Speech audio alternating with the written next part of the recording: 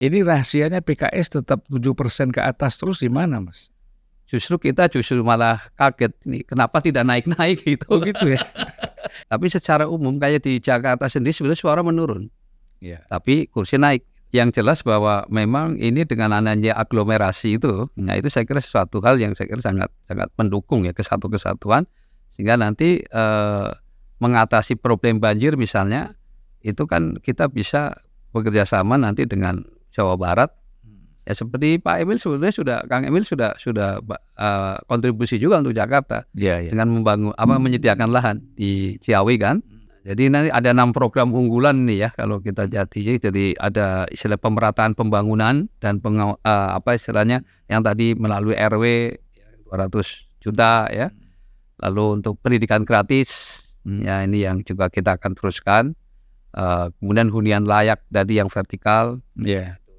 Dan ada pengendalian banjir, kemudian penambahan armada tadi ya, dan tentu untuk ini karena ini masih problem ya, harga pangan kan masih relatif tinggi.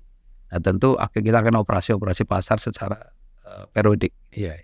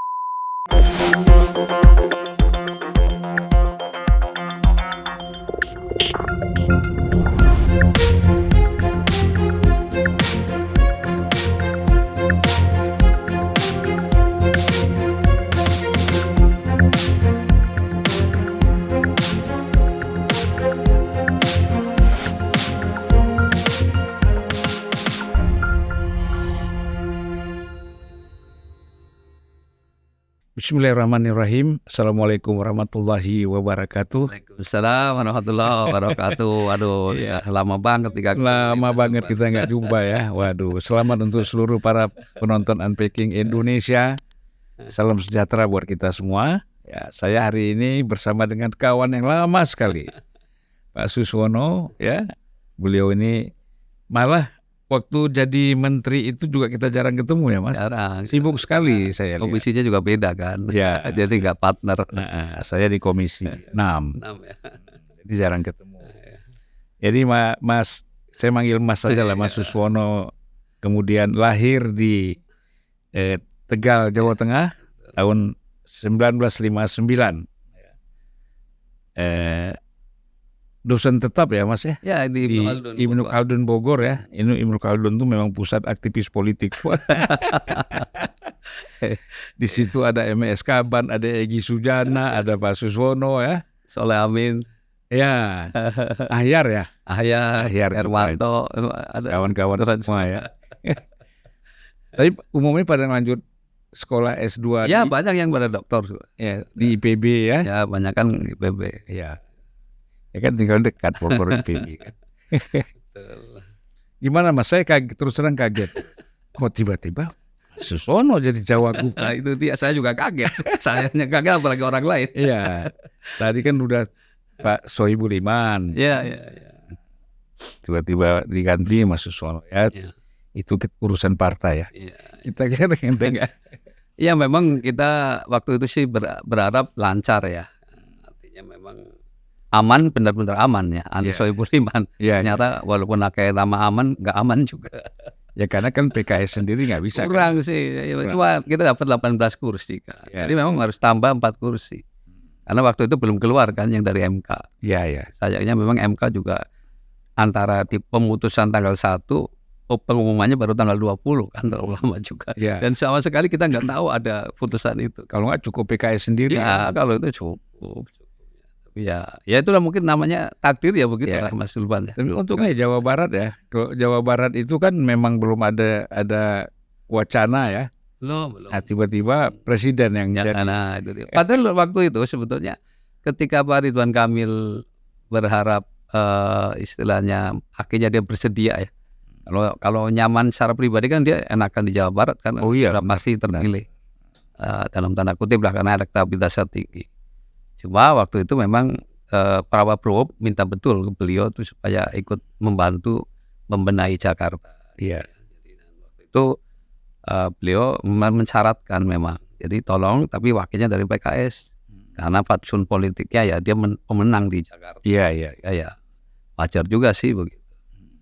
Sebenarnya yang diminta Pak Sehu tuh loh, untuk jadi wakilnya beliau. Ya coba kan waktu itu pilkada lagi ya marak dan beliau tugasnya lagi berat. Jadi Pak Sehu. Iya kan waktu Pak ini. ya Ahmad Sehu waktu itu permintaan Pak Ridwan Kamil itu awalnya itu wakilnya langsung dia nunjuk nama juga. Oh, Pak Sehu. Ya, Pak Sehu yang diminta. Nah cuma waktu itu ya tadi beliau lagi ngurus pilkada seluruh Indonesia sehingga berat. Akhirnya cari ya, dan kebetulan lagi Pak Sohibul Iman sakit waktu itu. Ya ada stroke ringan lah. Tapi sekarang alhamdulillah udah sehat kembali. Jadi tidak memungkinkan juga beliau waktu itu. Nah, ya tiktokan lah begitu akhirnya nama saya yang muncul dan Pak Prabowo setuju. Alhamdulillah dan partai-partai lain ya kan dulu mungkin pernah sama-sama juga di HKTI. Dia waktu pas di HKTI saya pas menteri itu. Iya, Pak HKTI kan. Jadi sudah kenal juga. Terus nah partai-partai lain ya juga kan teman-teman juga ada yang di DPR, ada yang waktu menteri kan. Jadi ya nggak asing lah nama saya. Jadi alhamdulillah jadi cepat gitu prosesnya.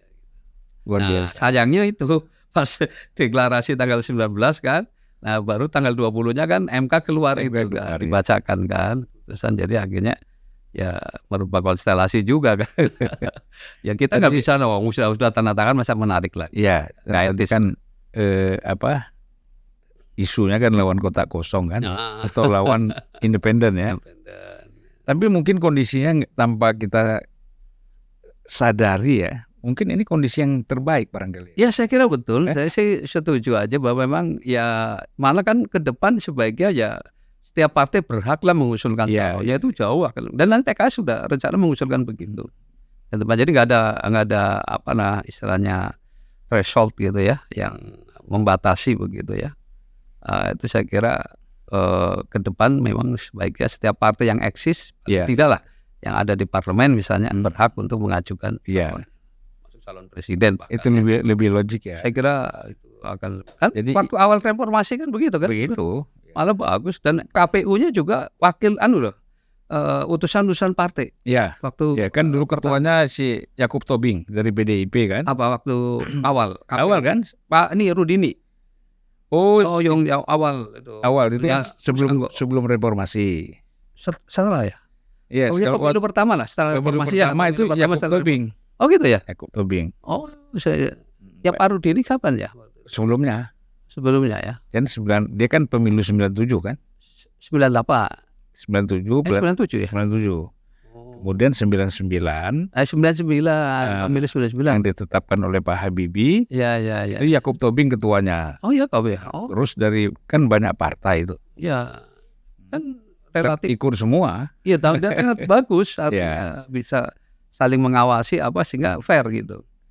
Jadi kalau sekarang kan memang dukungan partai ya DPR ya. Tapi kan tidak terbuka. Iya. Ya, tahu lah Pak. Gimana Mas? Kenapa?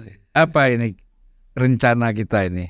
Kan terus terang aja Mas Suswono eksekutif di kabinet dulu ya.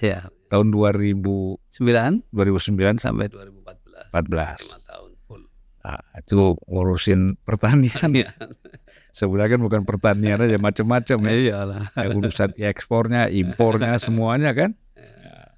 Jadi terus 2014 sampai 2024 ini kayak tenggelam ya. Iya, nggak muncul ke publik ya. Muncul. Ya karena makanya kalau saya sarankan Mas kalau bikin podcast. Gitu. Jadi komunikasi terus sama orang. Ini tim segini banyak, suruh bikin podcast. Saya sebetulnya sibuk juga, Mas. Jadi pertama kembali ngajar, yang kedua ngurus partai. Jadi saya selama 10 tahun tuh aktif di Majelis Pertimbangan Pusat. Oh. Ya, jadi bahkan sekarang ini menjadi ketua Majelis Pertimbangan Pusat. Jadi kan di PKS itu ada 3 lembaga atau struktur ya. Ada MPP, itu ketuanya saya, lalu ada DPP, ketuanya presiden partai itu, Pak Sehu, dan ada Dewan Syariah Pusat. Oh. Nah, itu ketuanya Itu di luar Majelis Syuro. Nah, jadi gini, itu pasti ketua-ketua ini anggota Majelis Syuro, udah pasti. Oh. Ya, karena yang menempati posisi ini harus anggota majelis syaratnya. Nah, di atas itu nanti ada wakil-wakil ketua Majelis Syuro dan ketua Majelis Syuro. Nah, inilah yang disebut dengan di partai itu Dewan Pimpinan Tingkat Pusat. Ya. Jadi ketua Majelis Syuro 4 wakil ditambah 3 yaitu ketua MPP, presiden partai, Dewan Syariah, ketua Dewan Syariah. Itulah yang disebut. Tambah satu lagi sekretaris Majelis Syuro. Itu yang disebut Dewan Pimpinan Tingkat Pusat. Jadi untuk memutuskan hal-hal yang strategis karena ini adalah badan pekerjaannya Majelis Syuro. Jadi ada Majelis Syuro, badan pekerjanya itu ketua Majelis Syuro, wakil, ketua MPP, presiden partai, ketua Dewan Syariah Pusat, plus sekretaris Majelis Syuro. Lu lihat di situ demokratis sekali ya? Ya, jadi di PKS sih ya alhamdulillah ya, artinya untuk hal-hal yang sangat-sangat strategis tentu harus di Majelis Syuro, musyawarah Majelis. Iya, iya. Yang terdiri dari tadi. Kalau Majelis Syuro kan 99 orang kan? Iya, ya. Dari berbagai daerah semuanya ada perwakilan. Setiap provinsi ada wakilnya satu. Minimal. Tapi pemilihannya juga adalah pemilihan voting, istilahnya election juga.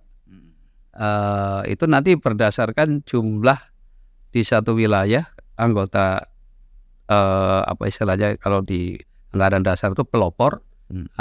Berapa jumlahnya, nah itulah kemudian nanti keterwakilannya berapa orang. Iya. Makanya ya alhamdulillah kalau kongres atau bukan kongres, istilahnya musyawarah Majelis Syuro sedikit orang yang terlibat sehingga enggak gaduh lah gitu. Iya. Perdebatannya sih seru sebetulnya kalau di Majelis Syuro, seperti mau koalisi apa enggak gitu. Itu seru banget. Makanya lama ya. Nah kemarin itu kan waktu ketika tidak jadi mengusung Anies Baswedan. Iya. Kan ada kata beberapa orang itu ya mengundurkan diri itu itu kan pakar. Kalau Dewan Pakar ini kan dalam anggaran dasar orang perseorangan bisa. Jadi tidak mesti dia kader PKS. Oh. Ya, jadi banyak yang istilahnya baru terlibat tidak melalui proses perkaderan yang sampai 7 tingkat kan di PKS. Iya. Jadi ya wajar sih, artinya kaget karena mungkin dia dengan idealismenya apa ya kemudian ternyata kok begini menurut pandangan pribadi dia mungkin nggak cocok dengan ini. Ya itu kan hak lah. Yang lama aja ada yang kemudian mendirikan partai kan. Iya. Jadi ya itu namanya demokrasi. Demokrasi ya silakan aja kita. Pilihan-pilihan itu ya. Tapi kan PKS baru sekali ini kan ada Anies Mata sama Fahri Hamzah bikin partai Gelora itu kan. Sebelumnya nggak ada kan? Sebelum nggak ada sempalan. Nggak ada kan? Baru. Sebenarnya solid juga ya. Ya pilihan. Kita juga hormati. Ini rahasianya PKS tetap 7% ke atas terus di mana, Mas? Justru kita malah kaget nih, kenapa tidak naik-naik gitu. Oh gitu ya. Kalau kan gini, prediksinya PKS ini akan turun kan? Iya, oh gitu ya. Tetapi kan tidak pernah. Iya. Artinya sejak kapan ya? Sejak PK kan dulu PK ya, PK, Partai Keadilan 1,4% tuh waktu itu. Baru habis itu naik ke 7%. Ya naik terus kan? Ya, nggak pernah. Tapi jumlah sih masih di dalam rentang itu aja sih. Belum sampai 2 digit kan gitu sampai sekarang. Tadinya kemarin tuh kita prediksi sudah dari hasil survei sebetulnya sudah banyak di atas di 2 digit. Makanya kita juga kaget kok. Akhirnya tetap aja perolehannya tetap. Ya. Kan 50, sekarang kan 53, cuma nambah 3 kan. Tapi sebetulnya itu karena efek dari P3 nggak masuk kan. Ya. Sama PSI. Jadi imbas lah dari situ. Nambah 3 kursi. Jadi pada dasarnya sih DPR RI. Yang banyak itu DPRD DKI ya. DKI kita nambah dari 16 jadi tambah 2 ya. Jadi 18. Jawa Barat? Jawa Barat juga ada tambahan juga. Ya. Tapi secara umum kayak di Jakarta sendiri sebenarnya suara menurun. Ya. Tapi kursi naik. Suara menurun.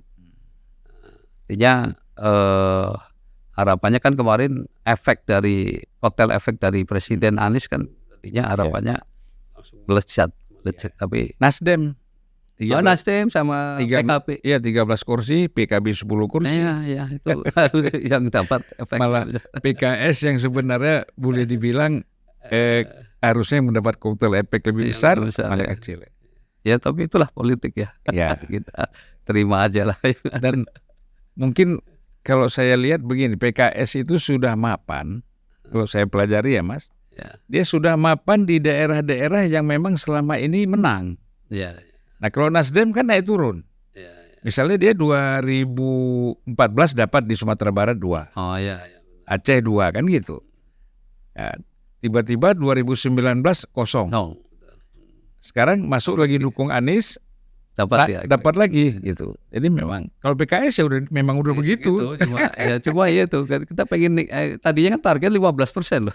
Iya, luar biasa. Tapi ternyata ya memang segitu. Ya Mas, disyukurilah yang ada. Iyalah. Yang lain masih banyak yang banyak. Seperti P3 kan kasihan. Iya, partai lama, lainnya. Hanya sedikit lagi 3,8.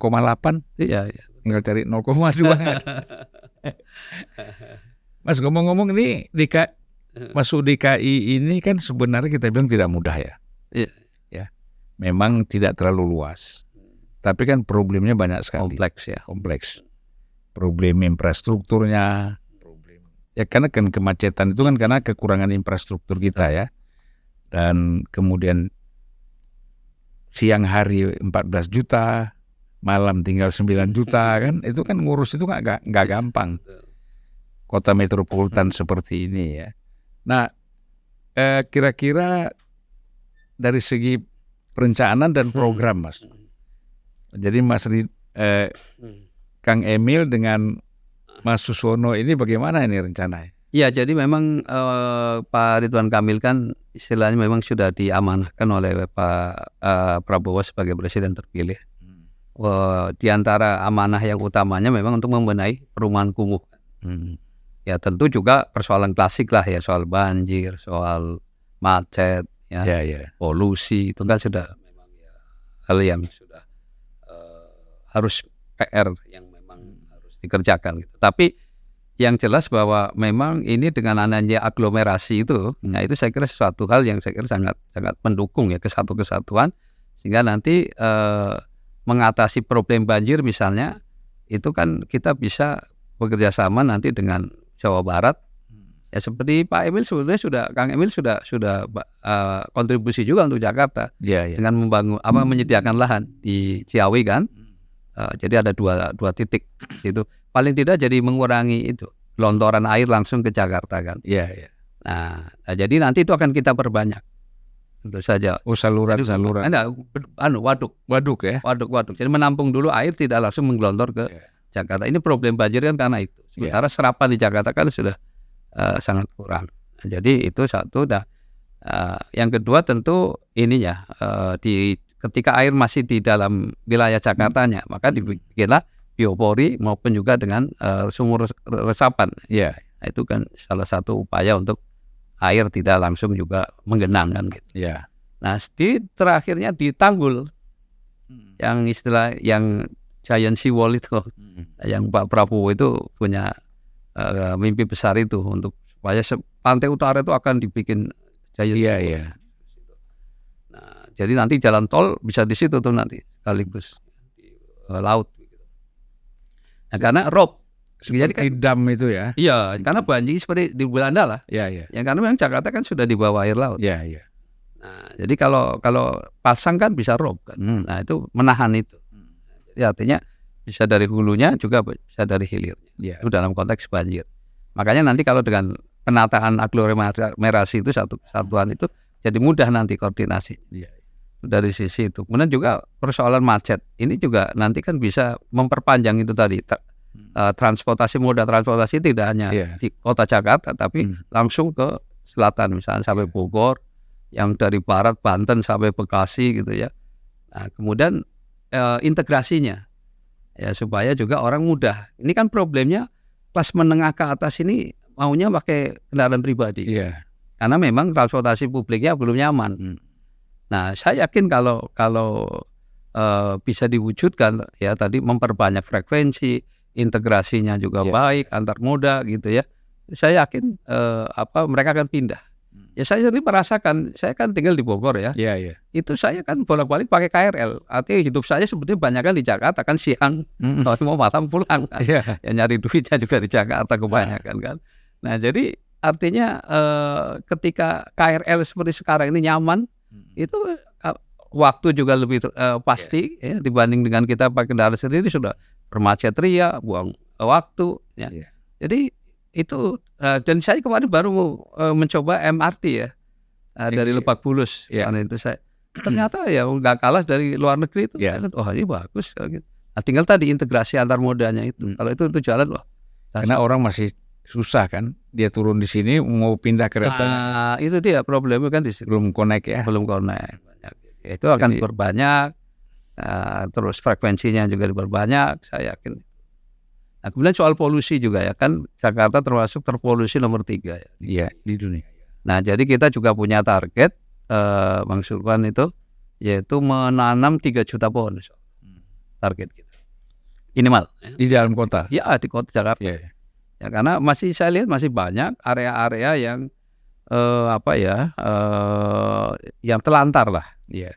Nah itu kan sebetulnya bisa penghijauan juga bisa untuk mendukung istilahnya ke urban farming ya dengan pertanian kota. Iya.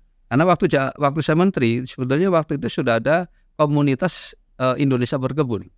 Nah, itu adalah para arsitek yang sekaligus dalam membangun rumah itu nanti ada juga ruang yang untuk mendukung ketahanan pangan keluarga gitu. Nah, itu bagus.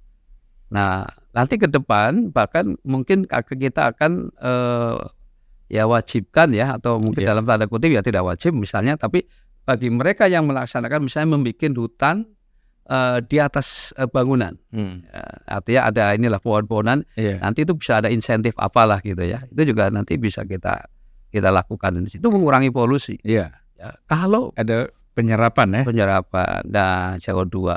Nah itu kan ada satu kota di Kolombia namanya Medellin, itu dengan 3 juta pohon dia tanam, dia bisa mengurangi suhu 2 derajatan sampai 3 derajat. Nah, jadi Jakarta tidak lagi panas. Iya, itu karena tadi karena polusinya diserap ya. CO2-nya ditarik itu kan jadi otomatis juga akan kurangi dan jadi udara segar ya karena oksigen keluar banyak. Iya. Dan bahkan nanti ini beton-beton itu yang dinding-dinding itu sebetulnya bisa tanam pohon, tempel pohon-pohon. Ya pohon-pohon itu. Karena itu kan menyerap juga CO2. Kalau dikasih kewajiban pasti mereka nyaman nanti tuh lihat Jakarta hijau gitu. Kayak aja sekarang kita lihat tembok aja ya. Nah, yang utama lagi tadi memang masalah yang kampung kumuh ini. Yang kumuh-kumuh ini tentu ya sekarang ini kan orang miskin kota nggak bisa hidup di kota kan. Nggak bisa. Nah, dia otomatis akan keluar gitu ya. Kalau akhirnya tinggal di kota biasanya ilegal. Nah, makanya ini jalan terobosannya adalah kita akan membangun pemukiman vertikal ya dengan apa? Karena lahannya sulit ya maka Bang Emil sudah menekankan akan membangun di atas stasiun, di atas pasar, di atas sungai, bahkan di atas jalan. Iya. Nah, begitu. Itu adalah solusi yang nanti akan dilakukan. Nah, sehingga kalau seperti itu nanti rumah-rumah yang kumuh ini kita bisa beli untuk dijadikan ruang terbuka hijau. Iya. Nah, itu kan jadi area bermain nanti anak-anak banyak tercipta. Ya, Abang Sulpan pernah ke itu Eco Park ya di ada ya kan? Iya. Kan menarik kan? Menarik. Dari ujung ke ujung itu. Nah, itu. Hijau dari mulai bayi sampai kakek-kakek di situ ada. Kalau diperbanyak tempat seperti itu kan bagus sekali ya. Kan kalau weekend crowded kan? Iya. Penuh situ. Nah, itu. Sama juga dengan ini Mas, dengan Ragunan. Ragunan juga masih hijau lah. Ya memang selatan sih relatif masih bagus lah. Ada banyak tempat lah ya. Saya kan dulu tuh punya tanah juga tuh 1,5 hektar. Di mana? Di Muhammad Kafi itu. Oh. Gitu. Tapi kan jalur hijau gitu. Oh iya. Jadi akhirnya dibeli sama pemerintah dengan harga yang murah lah. Iya. Ya kan? Nah, sekarang kan jadi tempat wisata juga, ada pemancingan ikan. Tadinya saya mau bikin pom bensin, Mas. Oh gitu. Izinnya nggak dapat. Kalau Pak Suswono Wagubnya dulu udah dapat. Iya kan daerah hijau untuk pom bensin bisa sih. Tapi dulu tuh sama sekali nggak boleh. Ya udah, Akhirnya kita harus jual ke pemerintah, pemerintah buat tempat taman-taman. Itu untuk umum ya, Untuk publik. Bagus.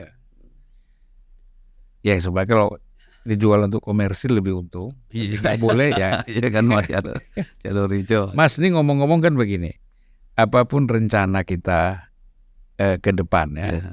saya kira kan harus menang dulu nih. Itu dia. Itu kan. Persoalannya. Betul.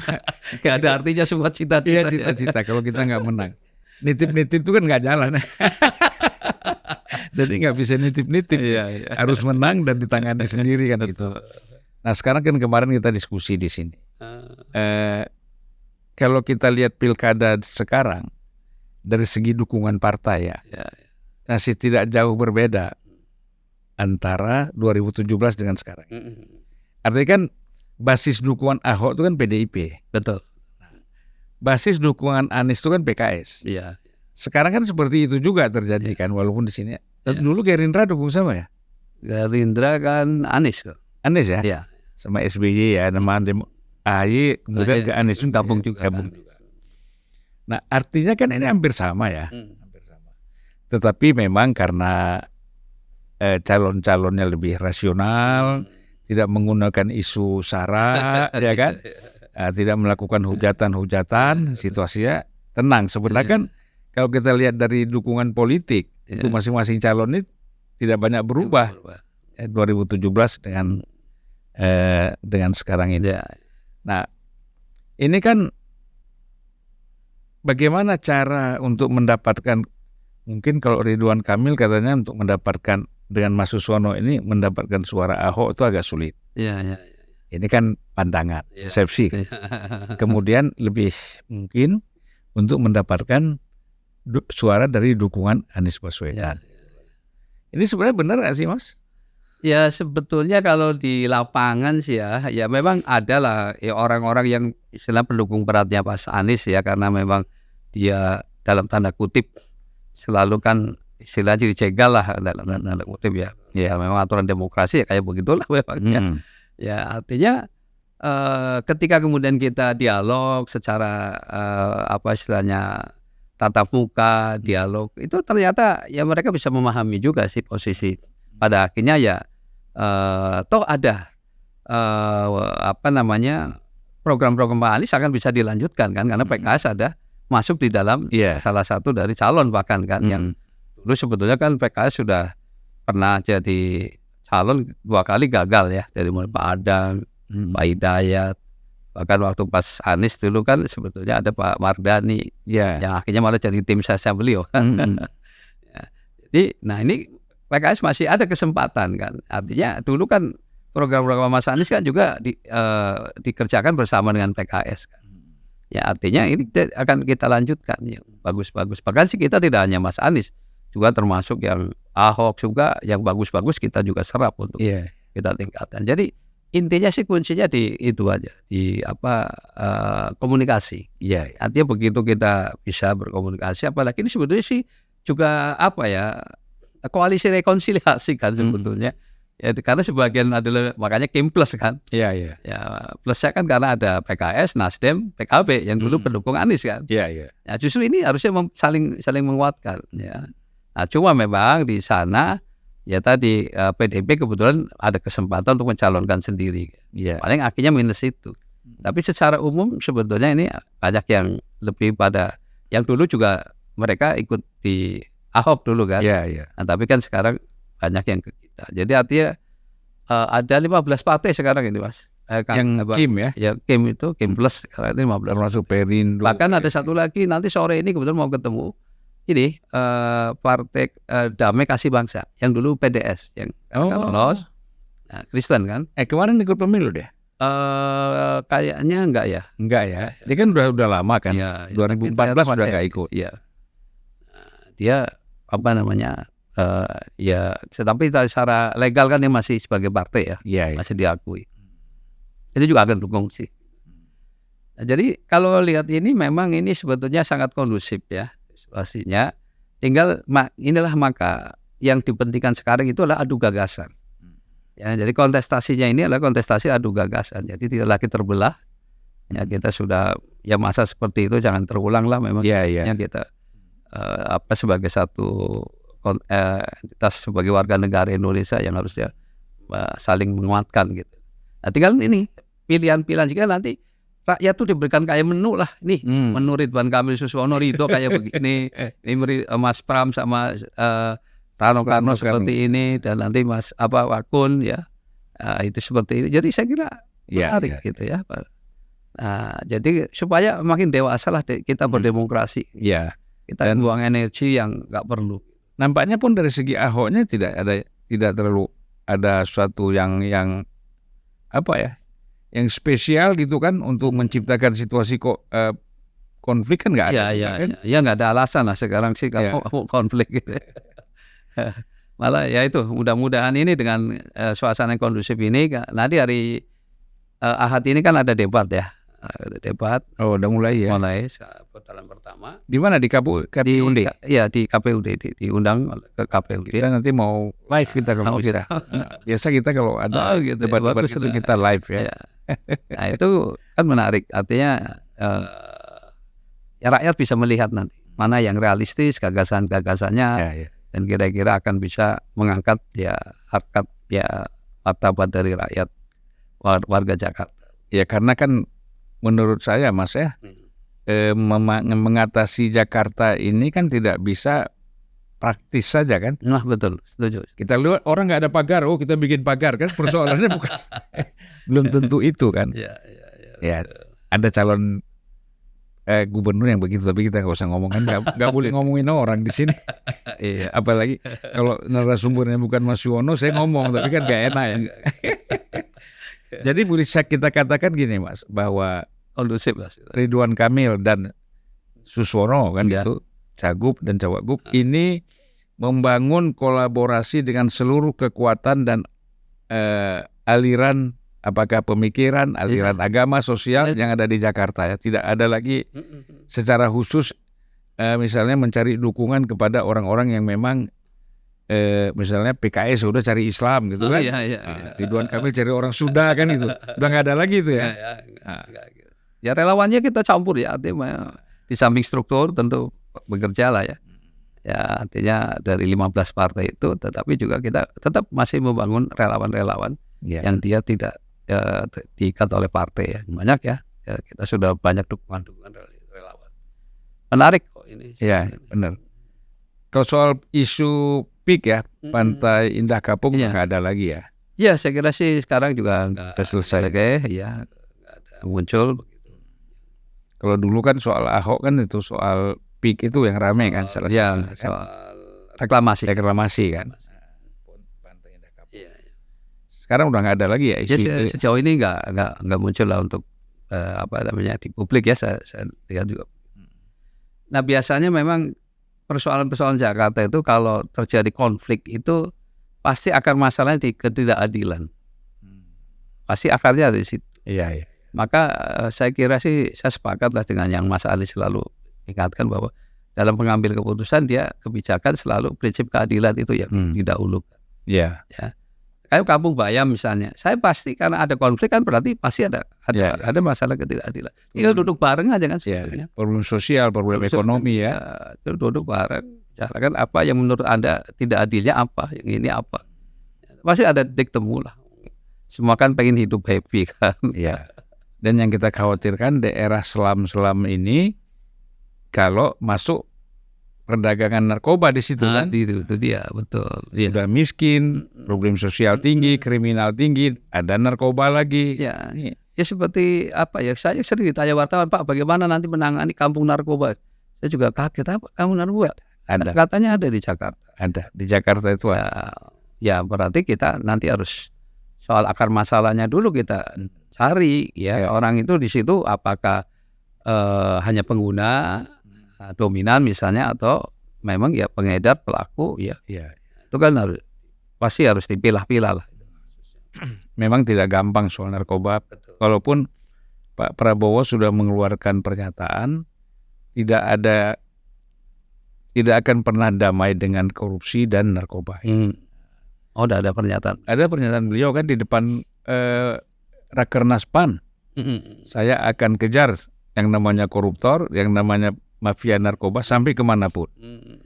Nah, itu saya kira kan Ya. tinggal tadi dengan kepala daerah, dengan sampai tingkat bawah Ya. yang mengetahui seluk-beluknya ini kan, informasikan dari masyarakat ya Mas. Ya makanya nanti kita memang kan berdayakan betul ya RT RW ya. Karena memang dia yang tahu persis kondisi rakyat kan sebenarnya di tingkat itu kan RT RW kan. Iya. Nah maka kita insentif mereka nanti di Ridwan Kamil ya, pasangan Rinto ini akan kita tingkatkan mereka. Sekaligus juga nanti ada dana stimulan per RW itu 200 juta.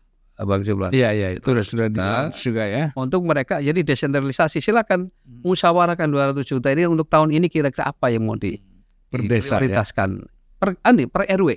Oh, per RW lebih detail lagi. Iya. Jadi per RW itu hanya 200 juta.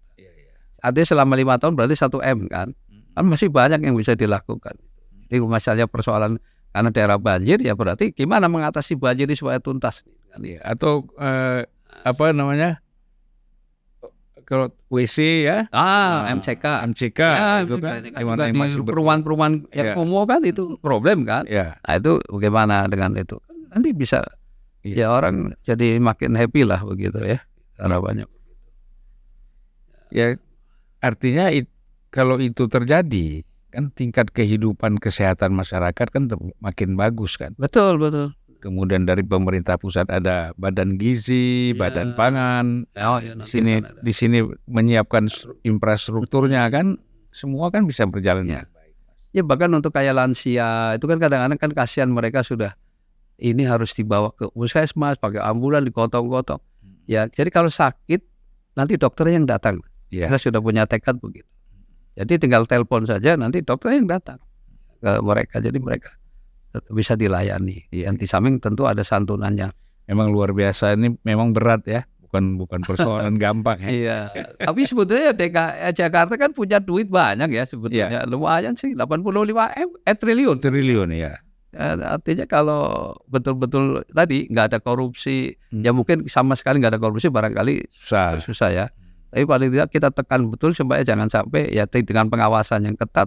Harapannya tentu kebocoran itu tidak terjadi. Sehingga kalau itu tepat sasaran, dana-dana itu digunakan rasanya ya pastilah ada dampaknya lah, masa enggak. Ya. Tapi kan minimal nggak bisa langsung kan? Ya. No, gimana? Ya, setelahnya dia waktunya jangan sampai kelewat. Jadi kalau program secara khusus program politik apa Mas?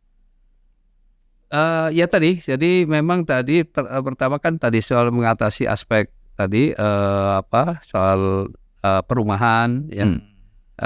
Karena kita akan jadi ada 6 sih kalau nggak salah ya di program itu, yang utamanya tadi ya soal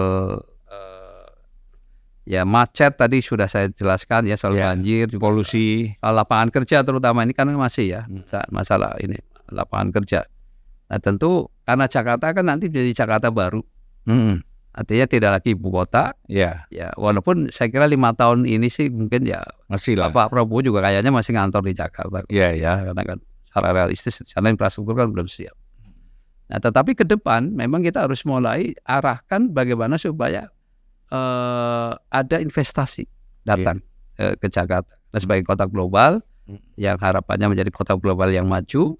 Nah tentu ini yang akan kita istilahnya dorong ya. Dan Pak Ridwan Kamil waktu di Jawa Barat cukup bagus. Investornya banyak yang datang ke Jawa Barat ya. Nah jadi ini, yang kedua tentu ini destinasi pariwisata ya, karena kota global ya biasanya kan supaya para wisatawan tertarik. Gimana caranya? Nah tentu akan kita perbanyak ya dengan wisata-wisata yang mendorong supaya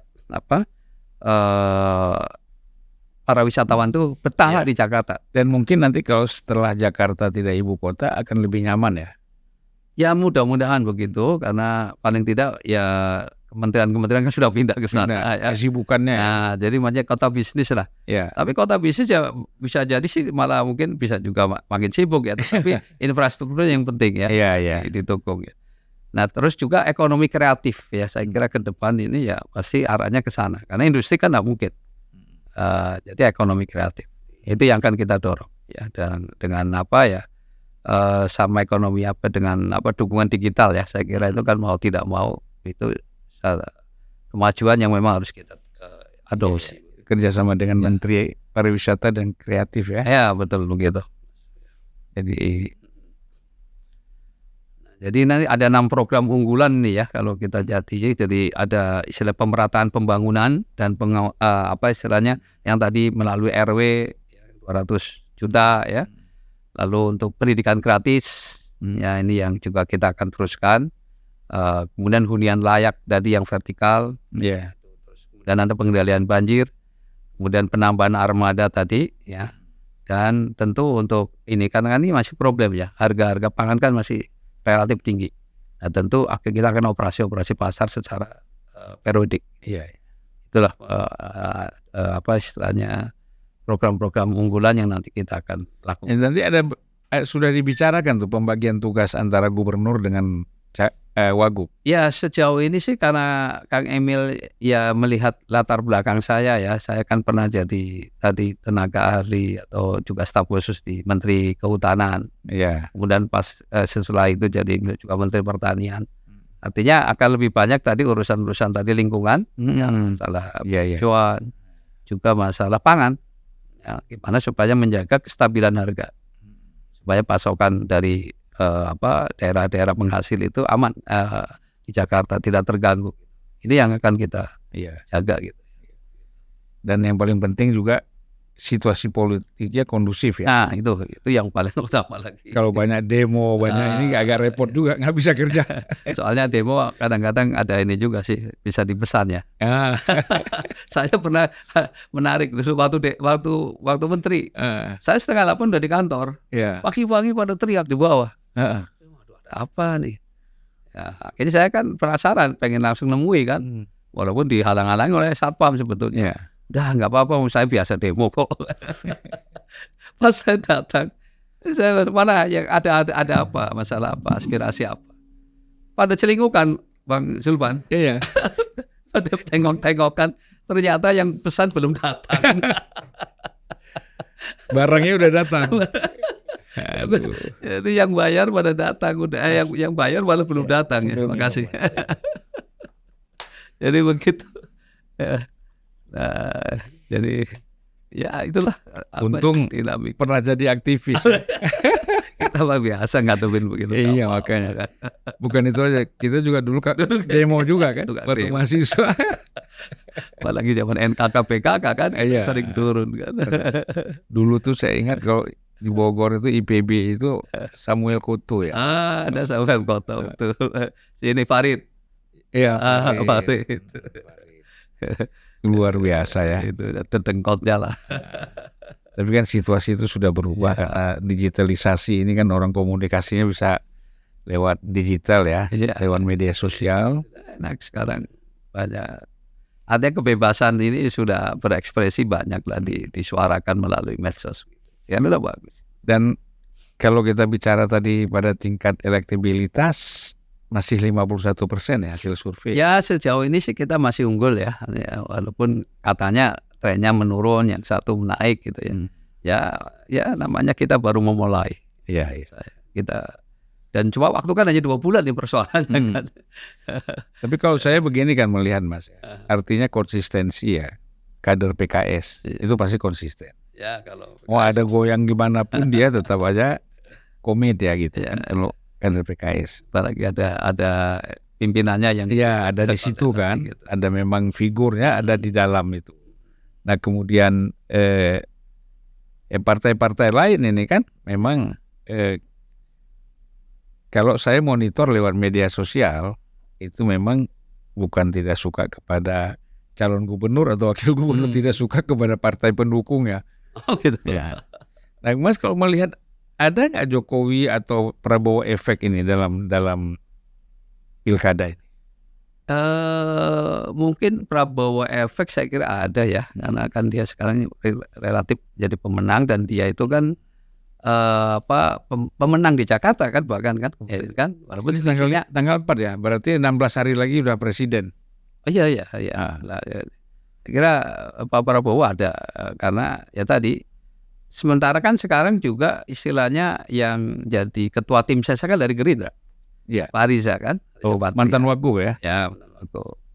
Jadi semua pengendalian juga artinya dilaporkan ke Pak Prabowo. Iya. Ya, artinya kalau Jakarta saja kemarin istilahnya ya Pak PKS, Nasdem, PKB di luar kan. Nah, sekarang kan bersama. Udah melebur lah ya kalau sekarang. Ya, jadi artinya mudah-mudahan ya artinya konsistensi untuk pendukungan itu mudah-mudahan tetap dijaga ya, kekompakan dijaga. Dan saya yakin sih ya mudah-mudahan malah satu putaran harapannya. Iya. Dan harus 51%. Nah, persoalannya harus 50 plus 1 itu. Iya. Kalau daerah lain kan pokoknya siapa yang beda 0,5% jadi. Iya. Karena memang kita masih menganut ini ya DKI kan. Perpresnya belum turun soalnya. Atau kalau perpresnya turun bahwa jadi daerah khusus Jakarta bisa jadi mungkin walaupun undang-undang sudah sah ya. Undang-undang sudah ada. Iya, tapi perpresnya belum turun. Pelaksanaannya. Baik Mas, kita mungkin sudah. Aduh, terima kasih banyak ini diundang nih Bang Sulpan. Mungkin terakhir untuk closing statement apa yang mau disampaikan untuk masyarakat Jakarta? Ya tentu saya sudah ditetapkan bersama Pak Ridwan Kamil ya. Pak Ridwan Kamil jadi gubernur dan saya calon wakil gubernur, tentu ya berharap agar pilkada ini bisa dilaksanakan dengan damai ya, dengan riang gembira. Ya, ini adalah medan kontestasi, adu gagasan ya.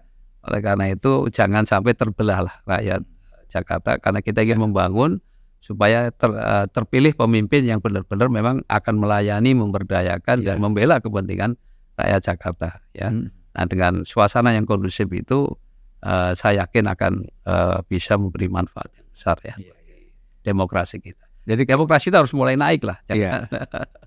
Jadi kalau saya boleh kampanye sedikit di sini, tanggal 27 November jangan lupa pilih Kang Emil dan Mas Suswon. Terima kasih banyak ini. Gitu. Terima kasih banyak.